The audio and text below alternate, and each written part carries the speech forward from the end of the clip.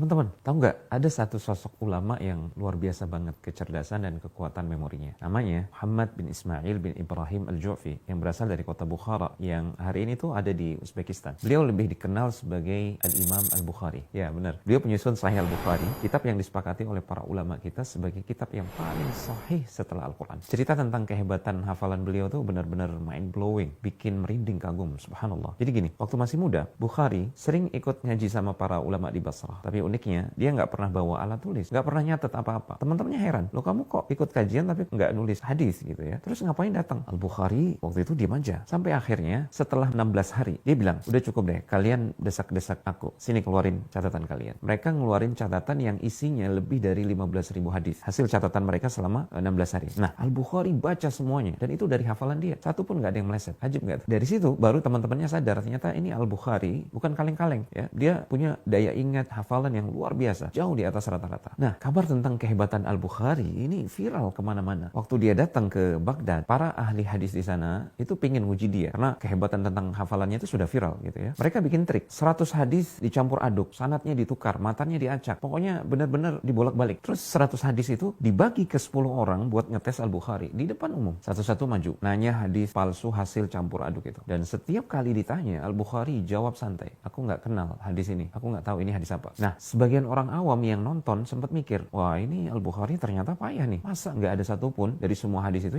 yang dia tahu gitu. Tapi setelah 10 orang itu selesai nanya, Al-Bukhari balik ke orang pertama dan dia bilang, hadismu tadi yang pertama sebenarnya begini, yang kedua harusnya begitu. Semuanya dilurusin oleh Al-Bukhari satu persatu. Dibalikkan sanad ke matan yang asli. Bayangin aja, dia ngoreksi 100 hadis teracak persis ke bentuk aslinya. Semua ahli hadis yang hadir saat itu langsung terdiam, kagum luar biasa. Dari situ nggak ada lagi yang berani meragukan keilmuan Al-Bukhari dan kehebatan hafalannya. Yang ajaib itu bukan hanya Al-Bukhari mampu ngoreksi 100 hadis yang sudah diacak-acak itu ke bentuk aslinya. Tapi yang luar biasa ajaib, dia langsung hafal 100 hadis tersebut padahal baru sekali dengar. Dan itu pun hadis palsu, ya kan? Hadis yang sudah diacak-acak sanad dan matanya. Dan bukan sekali dua kali dia diuji seperti ini. Disamarkan 400 orang coba ngetes dia dengan cara yang mirip. Nyampur sanad Syam dengan sanad Irak, sanad hadis Yaman dicampur dengan sanad hadis Haramain. Tapi hasilnya nggak ada satupun kesalahan yang bisa mereka temuin dari Al-Bukhari, subhanallah. Nah, kalau kita refleksi sebentar ya, luar biasa banget ya, gimana Allah subhanahu wa ta'ala menjaga ajaran Nabi Muhammad SAW melalui sosok seperti Al-Imam Al-Bukhari. Kejujurannya, ketelitian hafalannya, dan ketegasannya dalam menolak sesuatu yang nggak sahih ya.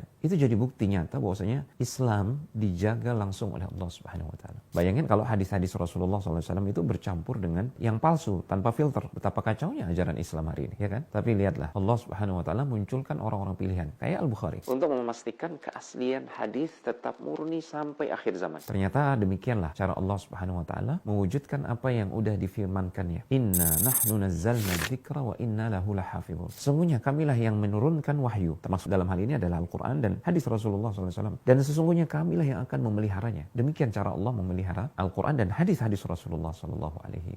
Makanya teman-teman, kalau sekarang kita bisa belajar sunnah dengan yakin, itu bukan hal kecil. Itu hasil jerih payah orang-orang hebat kayak Al-Imam Al-Bukhari. Dan tentu saja karena penjagaan Allah subhanahu wa ta'ala sendiri. Jadi mestinya kita makin cinta sama sunnah, makin percaya diri bahwasanya Islam ini benar-benar agama yang terjaga keasliannya. Semoga Allah memberikan taufik. Barakallahu fikum.